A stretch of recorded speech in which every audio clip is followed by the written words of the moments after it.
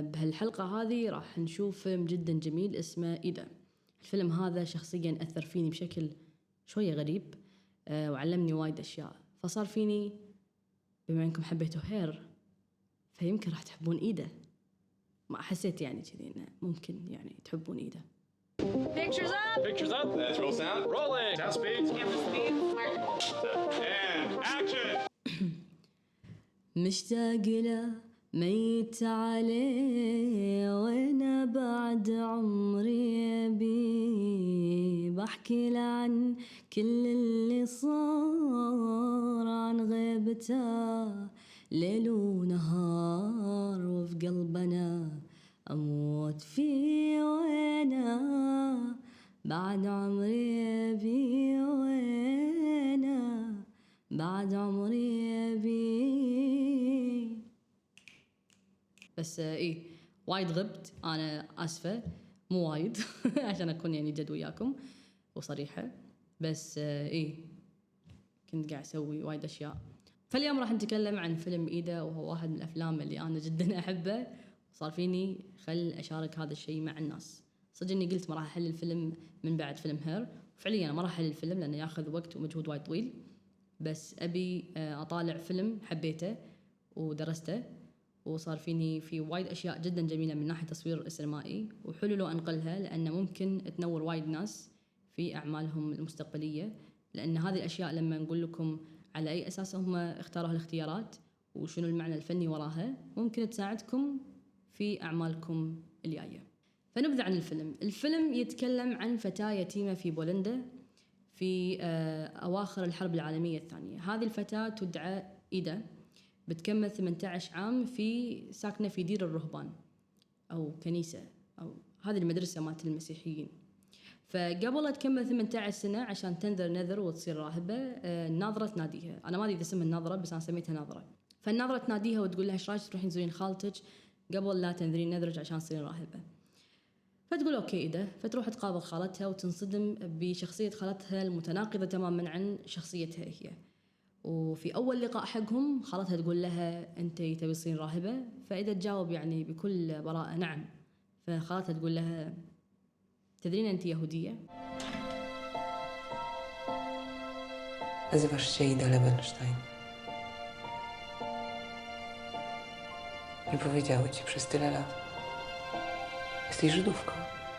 فتخيل أنت عايش 18 سنة خلينا نقول من حياتك، أنت عوالك أنك أنت تبع ديانة معينة، والحين تبي تنذر نذر عشان تخلص نفسك للرب اللي أنت قاعد تعبده. فجأة يدش لك واحد كذي على الخط من أهلك ويقول لك ستوب، أنت من دين ثاني اللي كان أساسا مضطهد، واللي ذبحوا أهلك هم هذيلا فكذي. فالفيلم يتكلم عن ضياع الهوية، ضياع الشخصية، دمار، وايد أشياء. فالخالة تأخذها في رحلة للبحث عن قبر الأبوين حق إيدا، وخلال هذه الرحلة تصير تغييرات وكذي. أنا راح أوقف هنا عشان ما تقول إن أنا حرقت، لأنه يعني أنا ما أحب أحرق. الفيلم تصور في سنة 2013 من المخرج باول باوليكسكي، أتمنى أني قلت اسمه صح، والمصور لوكس الزال، وهذا أول تعاون فيما بينهم. أنا الفيلم هذا شدني بشكل جدا غريب، ما أدري، يمكن هو من الأفلام اللي لو أغمض عيني وأحرك كذي بالماوس وأوقف دائما انتهي بلقطة جدا جميلة. الفيلم جماليته في التصوير نفسه، لأن التصوير صاير فعليا اللغة العميقة اللي تقول لي وايد أشياء أكثر من الحوار اللي داير ما بين الشخصيات. صدق إني ما أنكر إن الفيلم درسته 3 أشهر وكتبت فيه 9000 كلمة علشان هو البحث الماستر مالي حق الماستر يعني. بطلع حرتي فيكم. فشنو هي الأشياء اللي أثارت انتباهي لما شفت الفيلم وخلتني أبحث عنه زيادة؟ الفيلم أول ما شفته أثار انتباهي إنه هو متصور بمقاس المربع اللي هو 1.37:1، وصار فيني غريب فيلم متصور بهالمقاس في زمن الناس قاعد تروح على فول فريم سنسر، سنسرات كبيرة الحجم، الناس الحين كلها قاعد تصور آي ماكس، فليش رايح على فريم وايد صغير؟ أوكي، هني راح نشوف تحليلي وتحليل المخرج، لأن أنا حللت من كيف أمي وبعدين اكتشفت أن المخرج ما كان يوافقني بالتحليل، بس أنا أحس أن تحليلي أحلى من المخرج. يعني المخرج ما حبيت مقابلاته للأمانة، شوية زعلت. يعني أنا شخصياً أشوف أن الإطار الصغير خدم في أنه هو يعبر عن حالة الشخصية بما فيها. هي تعاني من ضياع الهوية، تعاني من الضيق، فأحس الإطار الصغير كان جدا مناسب علشان يقولون القصة فيها، وعلشان نركز أكثر على الشخصية، لأن إحنا وايد داشين في إيده أكثر من أي شيء ثاني بالدنيا. أما المخرج فكان يقول أنا وايد أحب الإطار مال البورتريت أكثر من اللاندسكيب. وايد كنت أبي أشيل الأجزاء لأن ما كنت أبي الناس عينها تروح على مكان ثاني، أبيها تركز على إيده، وتشي يشبه اللي أنا قلته. يعني أحس إنه ترى نشابه بعض. حلو. شغلة ثانية اللي لفتت انتباهي هم إنه هو أبيض وأسود. هم أنا عندي مشكلة بأي فيلم يطلع بعد 2012 يكون أبيض وأسود. عندي إنه العالم كله قاعد يروح يعني color renderation، ألوان، depth وشي حركات، فليش أنت رايح أبيض وأسود؟ ليش؟ فالمخرج كان يقول إن بكل بساطة لما حاولت إني أنا أبحث عن الأفلام أو الصور عن بولندا كانت دائما تكون بالأبيض والأسود، ولما حاولوا إنهم يستخدمون ألوان كانوا يقولون إن الألوان ما كانت تعبر فعليا عن بولندا، ما حسيت إن هي فعليا تترجم بولندا، كنت أحس إني قاعد أتكلم عن روسيا. الألوان كانت تعطي إيحاء بأنها بلد أخرى مو بولندا، فصار في إن أحسن طريقة علشان أصور فيه الفيلم وخلينا نقول أمثل الواقعية اللي فيه إني أخليه أبيض وأسود. وفعليا كنت قاعد أدور على صور وأفلام في ذيك الحقبة، وطحت على فيلم وثائقي جدا عجيب أبيض أسود عن بولندا في نفس الحقبة اللي هو كان قاعد يصور فيها، واكتشفت وانصدمت من كمية التشابه بين الستايلين فعليا. ثالث شغلة جدا غريبة واللي سألت فيها وايد ناس وهني كانت الطامة الكبرى. الفيلم اللي أي شخص شافه أو شاف أعمال المخرج نفسه راح يلاحظ أنه عنده ستايل معين في طريقة تصوير الفريمات. يحطون الشخصية في زاوية الفريم ويعطونها هيدروم وايد كبير، يعني هو اوريدي مقاس مربع وحاط لي الشخصية بالزاوية وبعدين معطيه هيدروم كبير. يعني ليش؟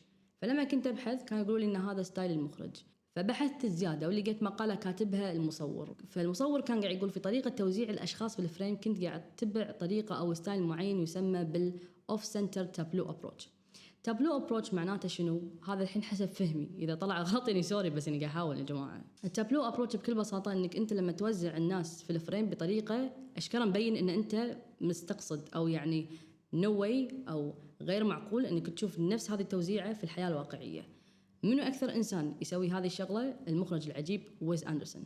بس ويز أندرسون مشهور جدا بالسنتر تابلو أبروتش، يعني لما تشوفون أفلام ويز أندرسون راح تلاحظون إن السكينة بالملي، الشوكة بالملي، الصحن بالنص، كل شيء شي فريمات تحسون ماخذ كذي ميتر قاعد يقيس المقاسات.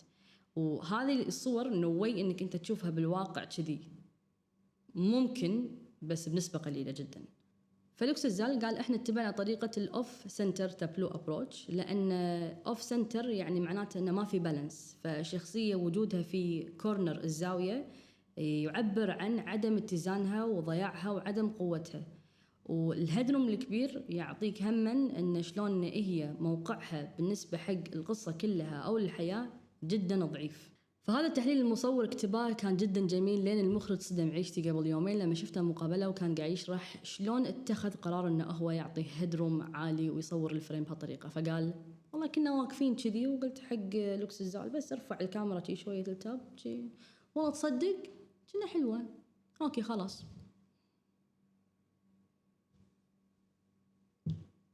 وانا كتبت بحث وحللت وحطيت ريفرنس الله، وصورت حتى فيلم الماستري نفس الطريقة، انه هيدروم، انه صجع وتكوين الشخصية وتابلو ابروتش. صرفت حق وايد ناس عن التابلو ابروتش، صرفت حق وايد ناس.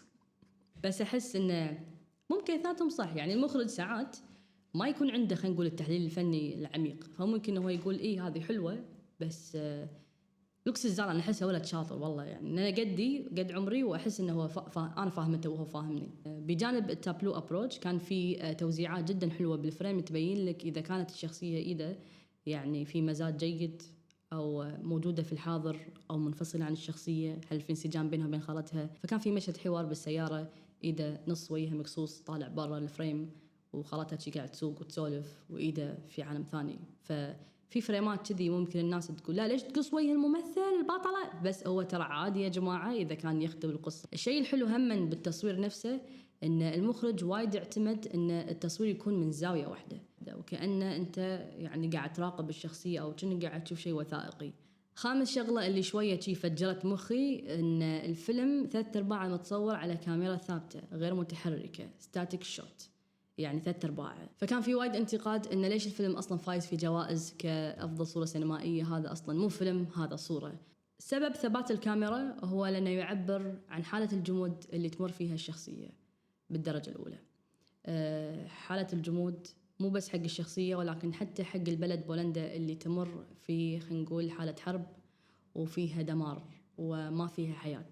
حركة الكاميرا تبدي في آخر مشهدين لما يكون في تغير في الحبكة نفسها وتغير في شخصية إيدا، فهذا التغير يتم ترجمته عن طريق حركة الكاميرا. الله الله، إيدا. سادس شغلة راح نتكلم عنها والأخيرة اللي هي الألوان أو خلينا نقول اللايتنج. اللايتنج بالفيلم كان جدا جميل، كان وايد سوفت. فحتى لما دورت عن رسم بياني توزيع إضاءات اكتشفت أنه مستخدم إضاءات جدا ناعمة وعددها جدا قليل، وكان قاعد يحاول يحصل على يعني خلينا نقول لوك ناتشرال طبيعي في واقعية أكثر وناعم. الشيء الحلو بالألوان إن صدق إن أنت لما تصور أبيض وأسود ما عندك ألوان، لكن يصير عندك تونز من الأبيض للأسود في درجات كبيرة من الألوان الرمادي. هذه الدرجات هم لها أحاسيس وتعابير وتعطيك كونتراست وتعطيك عمق في الصورة. فشيء جدا حلو إنه هو كان يستخدم الكونتراست بطريقة يبين لك من الشخصية القوية ومن الشخصية الضعيفة. فعلى سبيل المثال خالة إيدا كانت يعني شخصيتها جدا قوية بالفيلم، فنلقاها دائما لابسة ألوان غامجة فيها كونتراست حيل عادي، بينما إيدا يمها دائما لابسة جاكيت رمادي نوعا ما باهت فلات ما في ملامح. وفي مشاهد جدا جميلة كان إيدا واقفة وخلفها المباني المدمرة، فتحس إن المباني المدمرة لونها مقارب للجاكيت مال إيدا، فتحس إنه ما في دبث ولا في عمق ولا في كونتراست يعني ما بينها وبين الخلفية، فهي والدمار واحد، فكأنه إما تعبر عن حالة بولندا نفسها. فتقريبا هذه مجمل الأشياء اللي أنا شدت انتباهي بالفيلم، وحسيت إن هي قرارات جدا جميلة اتخذها المخرج والمصور علشان يخلقون تحفة فنية في رأيي الشخصي جدا جميلة أبدعوا فيها، واختياراتهم كانت جدا يعني قوية في إن هي تكون اللغة الثانوية العميقة للفيلم، فتستمتع في مشاهدته حتى لو ما كان في حوار. وأنصح أي شخص حاب إنه هو يبلش في الفيلم ميكينج شوف الفيلم، لأن الفيلم بسيط بس ببساطته في جمالية جدا جميلة ويركز أكثر شيء على السينماتوغرافي. إذا أنت مهتم بالتصوير وحاب تطور مهارتك حاول إنك تشوف الفيلم تدرسه، تشوف شنو الشيء اللي يعجبك ما عجبك. أفلام الأبيض والأسود بالمقاسات الصغيرة جدا عجيبة لأنها تسحب منك أدوات وايد ثانية ممكن تفكر فيها، ما تحاتي المساحة الكبيرة لازم تمليها بأشياء، ولا تحاتي الألوان علشان يكون عندك تناسق، لكن كل ما تخف عندك الأدوات اللي تتحكم فيها في رسم الصورة تصير عندك خلينا نقول مساحة أكبر في إنك أنت تحترف في أدوات عددها أقل بس تعطيك خبرة وايد حلوة. فعشان كذي دائما في الأفلام الخاصة في دراسة صناعة الأفلام دائما أول شيء يطلبون إنك تصور فيلم أبيض وأسود، لأنك منه راح تتعلم وايد، راح تركز وايد على تكوين الصورة، راح تركز وايد خلينا نقول على حركة الكاميرا، راح تركز وايد على شلون تبين كل شيء بس بفريم واحد، يعني حتى لو كاميرا ثابتة شلون كل شيء تقدر تقوله من خلال صورة ثابتة. إيه يعني اللي وده يعني أقول لكم يعني وبس. أتمنى أنكم استمتعتوا واستفدتوا ولو بالقليل.